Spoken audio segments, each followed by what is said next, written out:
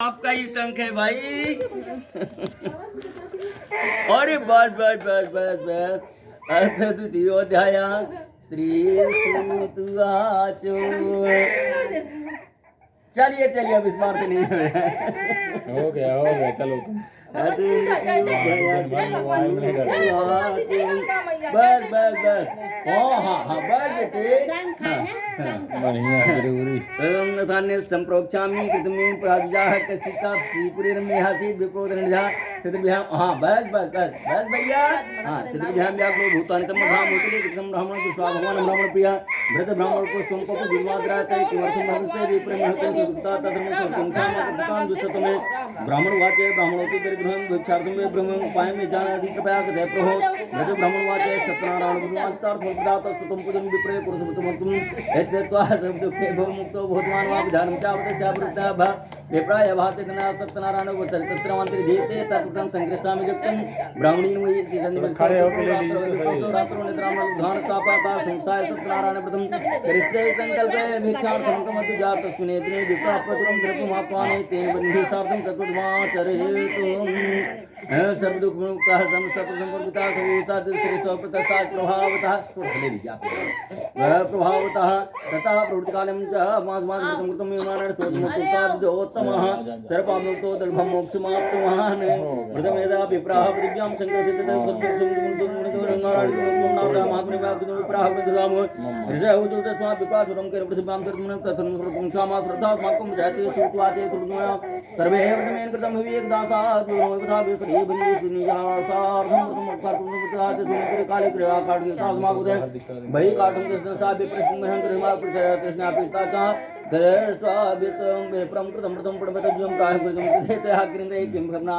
विस्तार वद में प्रभु विप्रवाचे सत्यनारायणमृतं सम्यक्सितमृतं तय सुखसाधन में सर्वं धनान्याधिक महत तस्मादित परगुं ज्ञात्वा काटवे ताधर्ता पपुदुलं प्रसादं ता भक्ता नगरमेव सत्यनारायणं सात्म्यते काठं कृतो ग्रामे प्राप्ते च धनं तैनं तस्य करते प्रतुं संजीवता काठं धृत्कातुमस्के जगाम नगरे धननाम यत्र संस्थिते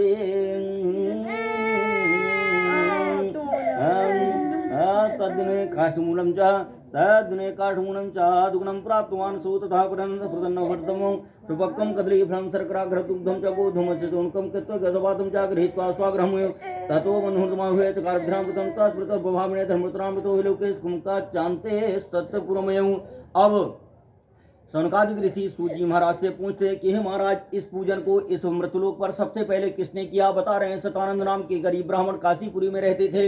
वो भिक्षा मांगते हुए घूमते रहते थे अपने परिवार को पालन पोषण करने के। एक दिन भगवान को उनके ऊपर दया आ गई। तब स्वयं बूढ़े ब्राह्मण का वेश रख करके प्रकट हुए और पूछने लगे कि हे ब्राह्मण देवता आप दुखी मन से क्यों विचरते हो। बताया कि मैं अत्यंत गरीब ब्राह्मण हूँ, उधर पोषण के लिए घूमता रहता हूँ, मेरी गरीबी को दूर करने कोई उपाय जानते हो तो कैसे सुनाओ। व्रत ब्राह्मण वेशधारी भगवान ने कहा तुम श्री सत्यनारायण विष्णु भगवान का पूजन करो, प्रायः उनके पूजन से सभी कष्ट दूर हो जाओगे। संपूर्ण विधि विधान बता करके भगवान वहां से अंतर्ध्यान हो गए। अब इस चिंता में उस ब्राह्मण को बेचारे को रात भर नींद नहीं आई कि मेरे पास कोई पूजन सामग्री नहीं, मैं पूजा कैसे करूंगा। भगवान की कृपा से उस दिन उन्हें भिक्षा में बहुत सारा धन प्राप्त हुआ। बड़े ही प्रसन्न मन से केले का फल, गेहूं का आटा, घी, दूध सब इकट्ठा किया और बड़े ही प्रसन्न मन से श्री सत्यनारायण भगवान का पूजन मृत किया। इस प्रकार से इनके प्रसाद से सभी प्रकार की संपत्तियों से युक्त हो गए, सुख और सुखपूर्वक उनका जीवन यापन होने लगा। अब बता रहे हैं कि वही ब्राह्मण देवता एक दिन अपने घर में श्री सत्यनारायण भगवान का पूजन व्रत कर रहे थे। इतने में एक लकड़ी बेचने वाला लकड़हारा उनके दरवाजे से गुजरता है। उसे प्यास लगती है, जल ग्रहण करने की इच्छा से लकड़ी के गट्ठर को बाहर रखा। ब्राह्मण देव घर में प्रवेश किया, उनको पूजन करते हुए देखकर पूछने लगा हे ब्राह्मण देवता आप ये कौन से देवता का पूजन कर रहे हैं, पूजन का क्या फल है, क्या विधान है। बताया मैं अतुल तेजस्वी भगवान का श्री सत्यनारायण के नाम से पूजन कर रहा हूँ। मेरे घर में जो कुछ भी है सब इन्हीं का दिया हुआ प्रसाद है, इन्हीं के प्रसाद से मैं फल फूल रहा हूँ। लकड़हारा मन में बड़ा प्रसन्न हुआ। जल प्रसाद ग्रहण करके उसने भी मानसिक संकल्प लिया कि जो लकड़ी बेचने से मुझे धन प्राप्त होगा उससे मैं पूजन सामग्री इकट्ठा करके भगवान का पूजन करूंगा। भगवान की कृपा से उस दिन वो रईसों के नगर में पहुंच गया।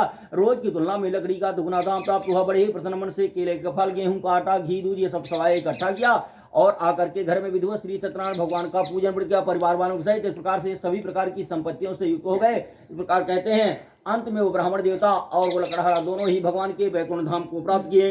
जय जय श्री स्कंद पुराणे रेवाखंडे श्री सत्यनारायण कथायां द्वितीयोध्याय वृंदावन बिहारी लाल की जय। चलिए अब शंख बजाएंगे।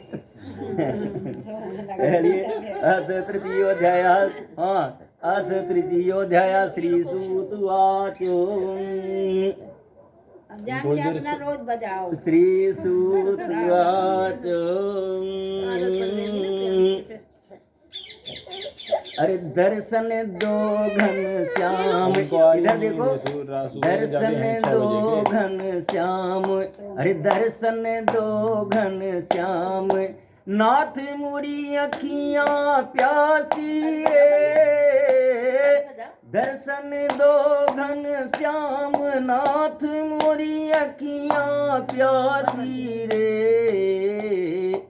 मन मंदिर की ज्योति जगा दे घट घट बासी रे, मन मंदिर की ज्योति जगा दे घट घट बासी रे, मंदिर मंदिर मूरति मेरी, फिर भी न दिखे सूरत तेरी, अरे युग बीते न आई मिलन की पूर्णमासी रे, दर्शन दो घन श्याम, नाथ मोरी अखियां प्यासी रे, द्वार दया का जब तू खोले, पंचम सुर में गूंगा बोले, द्वार दया का जब तू खोले, पंचम सुर में गूंगा बोले, अरे अंधा देखे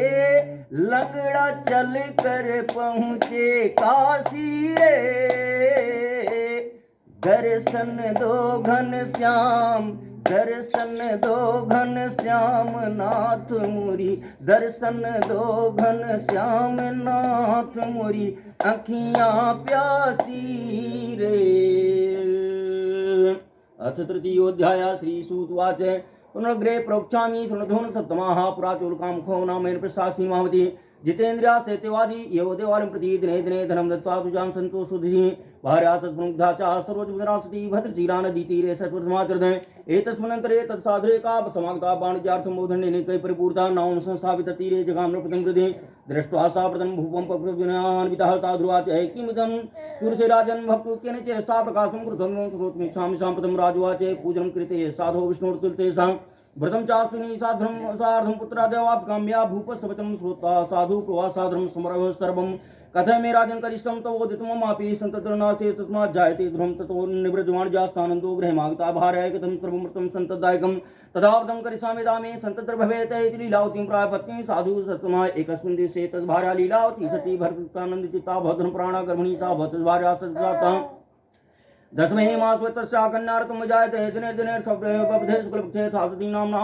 कलावती चैतन्नाम कर्म कृतं ततो लीलावती प्राय स्वामरं धर्मचा ना करुष्कमर्थम पुरा संकल्पनं साधुवाच विवासमे तस्याकृतं प्रथमप्रिय यदि भारां समास्वास्य जगामकरं प्रति तथा कलावती कन्यावृधे पितृवेश्वनि दृष्ट्वा कन्यां तथा साधुनगरे भयसा आमन्त्रिता द्रुतं दूतं प्रेषयामास धर्मिते विवाहार्थं कन्या परं श्रेष्ठं विचारे तेनाज्ञातसौ दूतौ काञ्चनं नगरं ययौ तस्मादेकमणुपुत्रं स्वागतौ स दृष्टातु सन्नमालं ज्ञातभ्रमणमहर्षार्थं प्रतुष्टेन चेसा तत्त्वानुसाराधूर्त्राय कन्यां विदुधानतः ततो भागवसातेन समृतं विवासमय तस्तात्तेनुष्टो भवत्रो तथा कालेन तनुकंसार्धवाणिज्यार्थं तथा शीघ्रं जामासहितो मणिकः रत्नदारुग्रमे गत्वा सुतमिविदा वाणिज्यं करोत्साधुर्या मात्रा श्रीमता चेतो गतो नगरे मे चन्द्रकेतुं पुरस्तात् एतन्मे काले तु सत्राणा प्रभु विष्णुमालोके स्थापं तस्मै प्रदत्तवान् दारुणं कठं चास्य महादुःखं सति एकस्मिन् देशे राज्ञो धर्मादाय तस्करः तत्र चागतश्चोरो वणिजोत्तरसंस्थो तत्पश्चात् हाकान् दूतान् दृष्टाभितेन चेष्टा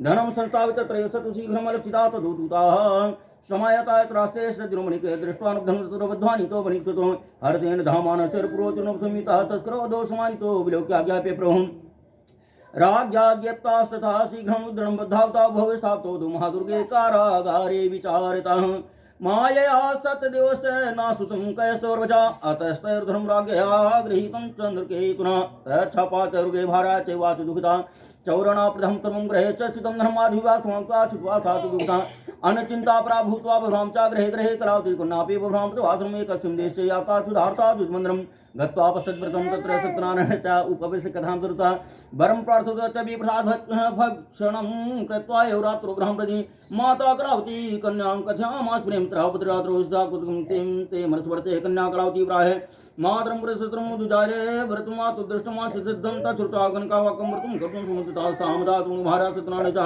व्रतं चक्रे स साधिवी मन्वयी सुनी सा भरतजा मातरो क्षिप्रमाकक्षेतां सुभाद्रम् अपराधं च मे भरतुर्जा मातु छन्तुमनति प्रतिनान तुष्टौ सत्यनारायण दर्शमा स्वप्नमहि चङ्केतुनो पुत्रं वन्द्रयो मोचे प्रातर्पणं वणिजो नपसतमे देयं धनं च सदरं गृहीत्वा त्वाधरान्व चित्वां नासितामि सराजधरं पुत्रकम् उमाभाद्राजानं ध्यानगमो भवप्रोह तथा प्रभास्मि राजा च सुनी सा उपविश्वावधे प्राय स्वप्नं जनप्रतिम् बद्धौ महाजनौ शीघ्रं चेतो वणिक्षुतो इतराग्वचाश्रुत्वा मोचित्वा महाजनौ समानीन पश्चाग्रे प्राहुस्ते विज्ञानविदाः आनीतो दो वणिपुत्रं मुक्तो गन्मन्थनात् ततो महाजनौ नत्वा चङ्केतुनुपोतुम् अस्मन्तो पूर्वतान्तं नो चतुर्भय विलौ राजा वणिक्षुतो वीक्ष्य वचा प्रवासात्रं दैवात् प्राप्तुं महादुःखम् इदानीं नास्वाभ्यं तदारङ्गृस्तन्ताङ्गं शौरकर्माद्यकारयत् वस्त्रालङ्कारकं दत्त्वा परितोषन्पस्रो पुरस्कृते वणे पुत्रो वस्यातो सद्वृतम् पुराणीतं तुरद्युग्नीकृतत्वान् प्रवाचा ततो राजा साधोन्यासनं राजानं पणिपत्ता है गंतव्यं तत्साताय तो कादो महिषो जगमतो स्वगृहं प्रति।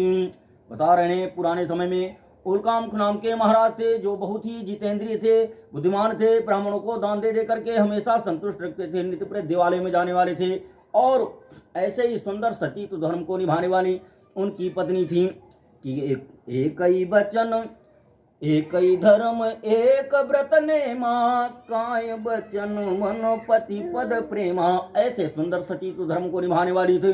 दोनों भद्रशिला नदी किनारे श्री सत्यनारायण भगवान का पूजन व्रत कर रहे थे।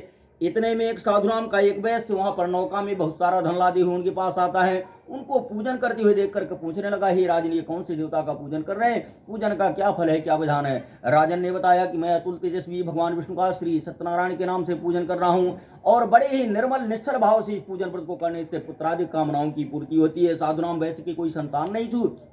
मन में सुन लिया, बड़े प्रसन्न हुए, प्रसाद ग्रहण किया, जल प्रसाद लिया और इसके बाद मन में भाव बनाया कि हमारे घर जब संतान होगी तो हम भी पूजा करेंगे।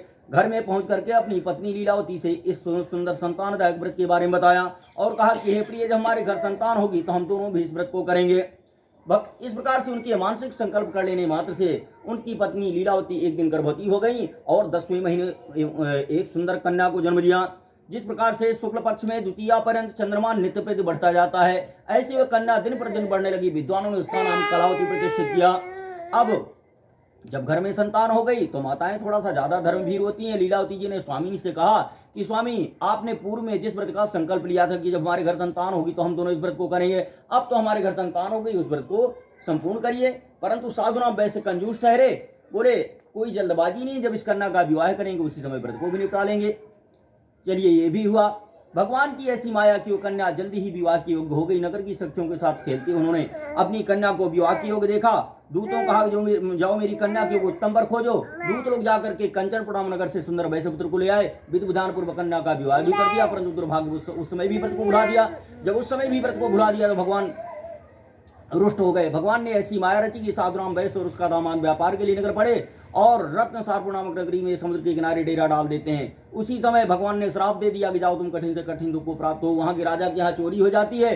चोर लोग सारा धन वहीं पर छोड़कर भग जाते हैं जहां पर साधुराम वैश्य और उसका दामाद ठहरे हुए थे।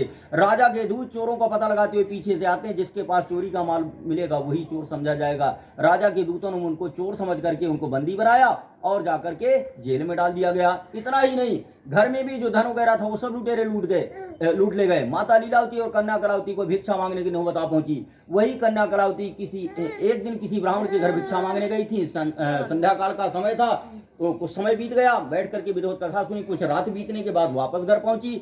लीलावती जी ने पूछा कि बेटी तुम इतने रात पर्यंत कहाँ से आई हो, इतनी देर से क्यों आई हो। बेटी ने बताया कि मैं आज एक ब्राह्मण देव के घर में एक उत्तम व्रत की कथा सुन रही थी और बड़े ही निश्चल निर्मल भाव से उस पूजन व्रत को करने से सभी कामनाओं की पूर्ति होती है। किसी तरह से रात बीती। सुबह होते ही बेटी के कहने प्रमाणे चटपट व्रत की तैयारी की और श्री सत्यनारायण चटपट व्रत की तैयारी की और इसके बाद जो है भगवान से प्रार्थना किया कि मेरे पति और दामाद का अपराध क्षमा करिए। इस प्रकार से भगवान प्रसन्न हुए और उसी रात राजा को स्वप्न दिखाया कि हे राजन, सुबह होते उस वैश्य तथा वैश्यपुत्र को छोड़ देना, उनका जो धन वगैरह ले लिए वो सब लौटा देना। सुबह होते ही राजा ने सभासदों के बीच में स्वप्न की बात बताई। राजा की आज्ञा से उनको जेल से निकाला गया। उनके बड़े बड़े बाल हो गए थे, बाल कटवाए गए, स्नान करवाया गया, सुंदर वस्त्र पहनाए गए, जितना धन ले लिया था उसे दूना धन दे दिया और कहा गए योग से आप लोगों को इतना कष्ट लिखा था तो भोग लिया, आप मेरी तरफ से बिल्कुल निडर हो जाइए। इस प्रकार से राजा की आज्ञा पाकर के अपनी नगरी को प्रस्थान करते हैं। जय जय श्री स्तन पुराणी रेवाखंडे श्री सत्यनारायण कथायाम तृतीयोध्याय वृंदावन बिहारी लाल की जय, वरलक्ष्मी नारायण भगवान की जय। अथो चतुर्थोध्याय श्री स्तुवाच क्षणभंगुर जीवन की कलिका, कल प्रात को जाने खिली न खिली, मलयाचल की सुचि शीतल मंद सुगंध समीर चली न चली, कलिकाल कुठार लिए फिरता तन नम्र सी चोट झिली न झिली, रट ले हरि नाम हरि रत्ना, फिर अंत समय में हिली न हिली। अथो चतुर्थोध्याय श्री सूतुवाच यात्रां कृतवान् साधुमंगलान् पूर्विकां ब्राह्मणेभ्यो धनं दत्त्वा तदातुनग्रेमो ये दूरे गते साधो सत्राणा प्रभु जिज्ञासां कृतवान् साधो कमलतो ततो महाजनो मत्तो हिर्याचा प्रहस्रे कथं पृच्छेत् बहुधन मुद्रां नेतुं कं चतिलताप्तराधिकं च वर्तते तन्नमनुष्ठं चावचा श्रुत्वा सत्तं भवते वचा हे मुक्ता गदास्तिघं दण्डित समीप्ता के दूरे ततो गत्वा स्थिता समीपिता गते साधुस्य कृतं कृष्णां सुधां तरणीं दृष्ट्वा विस्मं परममेव दृष्ट्वा लतादिकं च मूर्छितो न पदभ्युलब्धसंज्ञो बणकोतरस्तच्छिन्तान् कृतो भवते तथा तु दुहितो कान्तो वचनं चेदमब्रवीत किमर्थं चेतुर्शोकाशापो दत्तदण्डिनः सकितैतेन सर्वं कर्तुं चादुन संशयः तत्क्षणं यामोवाञ्छितार्थो भविष्यति जामातुर्वचनं श्रुत्वा तत्का स्मृतः दृष्ट्वा च दण्डनं हत्वा नत्वा प्रवासादनं क्षमस्त्वापराधं यदुक्तं तौ सनदो एवं पुनः प्रणतो महातोकाकुलो भवते प्रवासवनं दण्डीबलमन्तं लोकिदामारुति सुर्मागं मम पूजाभिमुखा ममाज्ञा चतुर्धे लब्धं दुःखं मुहूर्तो च श्रुत्वा भुदागमस्तुं कर्तुं सुमता साधुवाच त्रुमायामोस्ता सर्वे ब्रह्मादाद्योक्तान् जानगुणवानुपमोतवासिमिदं प्रभो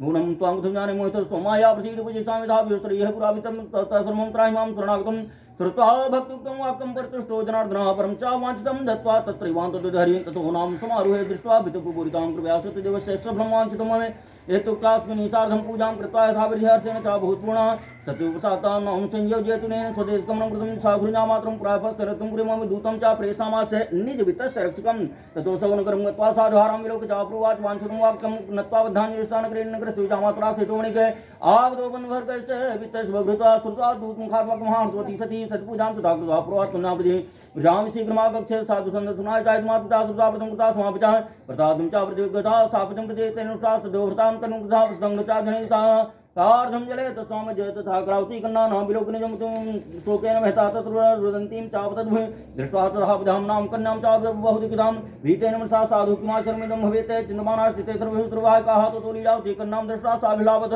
विलापादुःखेन भृतारं चेदमब्रवीत् इदानीं किन्नो सार्धं कथं सुलक्षिता न जाने कैसे देवस्य हिल्याचो सारदा सत्यस्मात् ज्ञात्वा केन शक्यते हेतुक्ता विलाप ततस्विनी सात्तो लीलावती कन्नां क्रोधे कृता रोधः प्राक्रावती कन्ना नष्टित्वां निधृता धृत्वा पादके तत्सन्बन्धं च मनोदेह कन्या चरितं दृष्ट्वा स्वभार्या सजनोणिके अजशोकेन सन्तप्तः चिन्तामा धर्मतः हरतं वास्तुगुणं भ्रान्तवं सत्यमाया सत्यपूजां कृशामि विधा विहतरि ग्रामोत्सरमाधमाय कथयतः मनोर्थं नत्वा च धनोद्भवनो सत्यधुम्भवनपुरः ततस्तुष्टा सत्यजोनि दीनानां परिबालकाः जकात् वैतनं चैनं कृपया भक्तवत्सला त्यक्त्वापदानं ते कन्नापतिं समूतः अतो दृष्टा भवतश्च कनकाः प्रतिघ्नं प्रहङ्गत्वा साधं च भक्ता सा च गुणः लब्धभर्तरी सुधा साधुभवतना सन्तः कनकातासं वाकं स्वागं मुण्डलाते क्षिप्रं ताग्रहं गत्वा साधं च व्यवस्था पश्चात् पुनागतः सुगणपतिं तथा क्रावती कन्ना जगावितं प्रति इदानीं च ग्रहं याहि मम कृते कथं तः कृत्वा कनकावाकं सन्तुष्टो भूतमणि सुता पूजनं सत्यदेवस्य कृत्वा विधुदानतः ननैर्बन्धुणिः सार्धं जगामि वन्दनं पूर्णमासां च सङ्क्रान्तः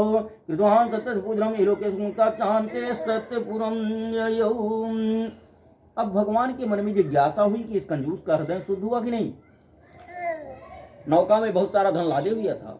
भगवान ने दंडी स्वामी रूप रखा और उसके सामने प्रकट हो गए, पूछने लगे कि ये साधु तेरी इस नौका में क्या भरा है। उसे लगा कि लगता है कोई लुटेरा आ गया, मेरा धन लूटना चाहता है। बोले इसमें तुम्हें कुछ नहीं मिलने वाला, इसमें तो लता पत्र आदि भरा गया। उन्होंने कहा एवं अस्तु, जैसा कहते हो तुम्हारा ही वचन सत्य होगा। ऐसा कह करके अब इधर दंडी स्वामी कुछ दूर जा करके अपनी भूमिका मारते हैं। इधर जब नित्य क्रियाओं से निवृत्त होते हैं साधुराम बैस और उसके दामाद, नौका अचानक ऊपर को उठने लगी, हल्की होने लगी। जब नौका हल्की होने लगी तो बड़े आश्चर्य में पड़े कि नौका अचानक ऊपर को बैठे कैसे उठने लगी। जब उसके अंदर धन के स्थान पर लता पत्ते देखा तो मूर्छा खाकर गिर पड़ी। बनिया प्रसन्नम कौड़ी छदामम राजा प्रसन्नम गज भूमि दानम। धन नहीं देखा, मूर्छा खाकर गिर पड़े। दामाद ने समझाया कि हे पिताजी, उन्हीं दंडी स्वामी की माए, हमें उन्हीं की शरण में चलना चाहिए। जा करके दंडी स्वामी के पास गए, दंडाकार प्रणाम किया, जोर जोर से रोने लगे। तब उन्होंने कहा कि हे दुष्ट बुद्धि, तुम बार बार मेरी आज्ञा पूजा की अवहेलना करते हो, इसलिए बार बार कष्ट को प्राप्त होते हो। साधुराम बैस ने स्तुति किया कि प्रभु, आपकी माया से बड़े बड़े ब्रह्मादिक देवता मोहित हो जाते हैं। मैं मूर्ख हूँ, अज्ञानी हूँ, आपकी माया से दूर कैसे रह सकता हूँ? मैं आपकी माया से मूर्ख व्यक्ति दूर कैसे रह सकता हूँ?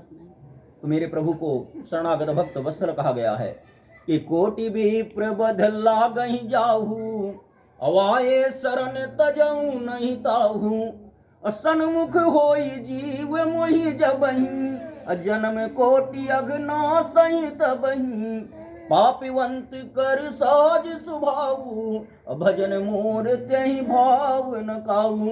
अजो पे दुष्ट हृदय सोई होई, मोरे सन्मुख आव की सोई।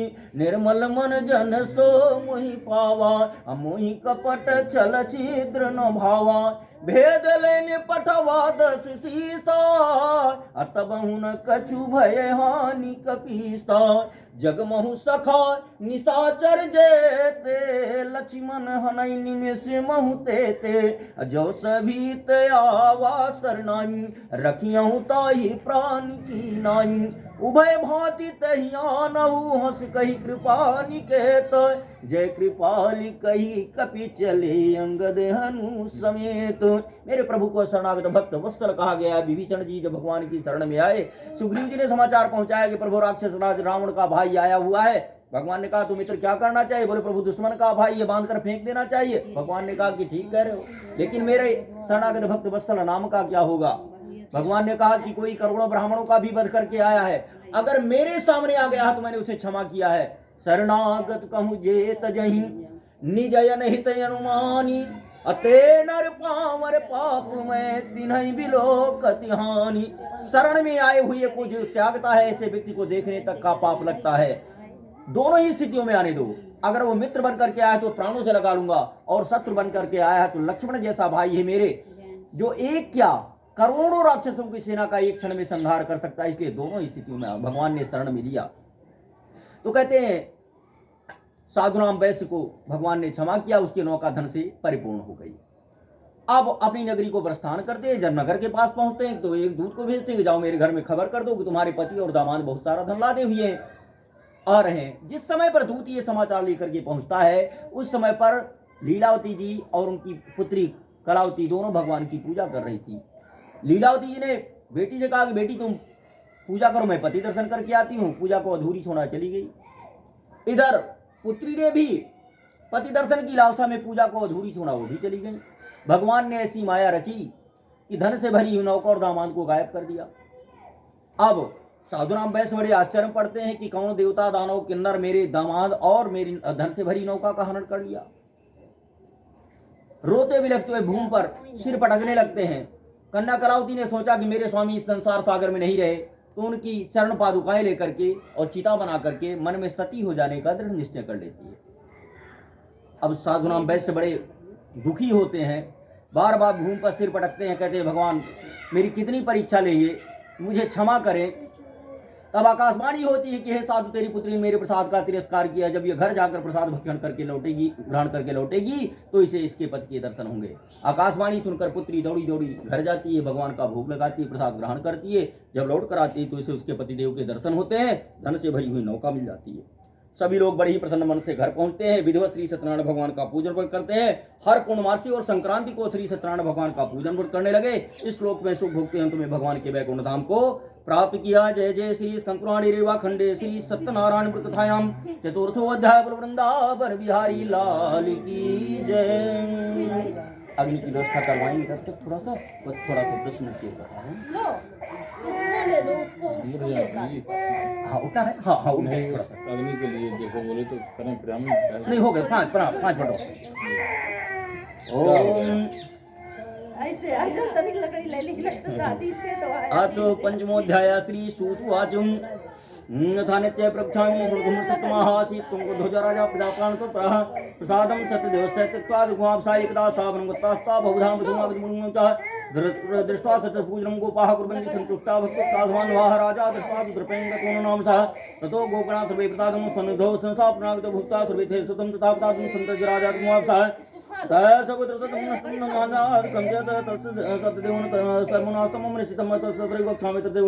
पूजनम मनसाद विनुसंतो गोपाल सन्निधौ ततोसो सत्यदेवस्य पूजां गोपणिता भक्त श्रद्धान्वितो भूत्वा कारधनान् तत्सादेन धनपत्रान्वितो हृदय लोके भूमिका चान्ते सत्यपूर्वं ययो या इदं कुरुते सत्यव्रतं परम दुर्लभम्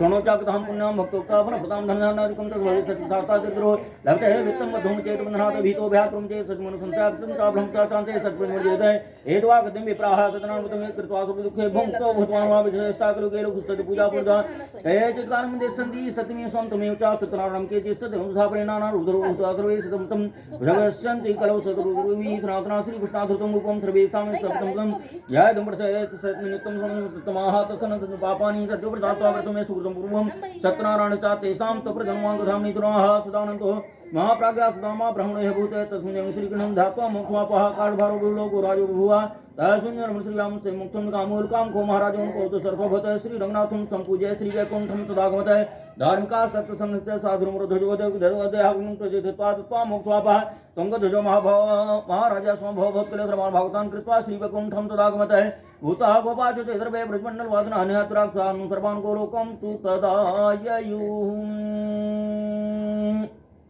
अब बता रहे हैं कि पुराने समय में तुंग ध्वजराम के महाराज थे जो प्रजापालन में बहुत ही निपुण थे, परंतु उन्होंने भी प्रसाद के तिरस्कार करने का बहुत बड़ी दुख को प्राप्त किया। एक बार तुंग ध्वज महाराज जंगल गए, वहां पर बहुत से जंगली पशुओं का शिकार किया। शिकार करने का उनकी बुद्धि तामसी हो गई। आकर के एक बरगद के पेड़ के नीचे बैठ गए। वहां ग्वाले लोग भगवान को पूजन कर रहे थे। ग्वाले जब पूजा कर रहे थे तो प्रसाद ला करके राजा के सामने रखा, परंतु राजा ने प्रसाद का तिरस्कार किया। घर आए तो देखा उनके 100 पुत्र धन धान सब कुछ नष्ट हो चुका है। तब उन्हें ज्ञान हुआ, लगता है कि आज प्रसाद का तिरस्कार करने कारण मेरी दुर्गति हुई। स्नान ध्यान करके पवित्र होकर के उस स्थान में पहुंचते, ग्वारों से क्षमा मांगते हैं, बैठ करके विधिवत उनके साथ श्री सत्यनारायण भगवान का पूजन करते हैं, प्रसाद ग्रहण करते हैं। जब वापस आते हैं तो उनके सभी पुत्र जीवित मिलते हैं, धन धान यथावत मिलता है।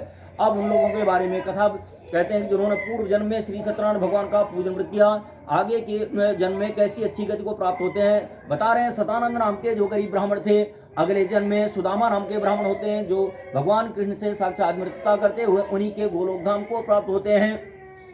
और जो कहते हैं लकड़हारा था, अगले जन्म में घोड़ा निषाद के नाम से प्रसिद्ध होते हैं। भगवान राम को गंगा पार उतरवा करके हमेशा के लिए भव सागर से पार हो जाते हैं। और तो और कहते हैं जो महाराज थे उनको महाराज दशरथ बनने का अवसर प्राप्त हुआ, जिनके घर में साक्षात श्री रंगनाथ भगवान परमेश्वर भगवान श्री राम ने अवतार लिया और उन्हीं की भक्ति करते उन्हीं के धाम को प्राप्त होते हैं। इतना ही नहीं, साधु राम के जो अत्यंत कृपण कंजूस वैश्य थे, अगले जन्म में इतने उदारवादी निकले कि मोरध्वज महाराज के नाम से प्रसिद्ध हुए, जिन्होंने अपने पुत्र को आरे से चीर कर दान में देने की तैयारी करी थी। इतने उदारवादी निकले। इस प्रकार से संपूर्ण भगवत प्रेमी अंत में भगवान के वैकुंठ धाम को प्राप्त होते हैं। जय जय श्री स्कंद पुराणे रेवा खंडे श्री सत्यनारायण कथायाम पंचमो अध्याय वृंदावन बिहारी लाल की जय। त्राहि मां शरणागतं प्रभो हरि शरणम। अग्नि की व्यवस्था करवाई हवन की, काहे में हवन इसमें बनाया है हवन बुलाने का वो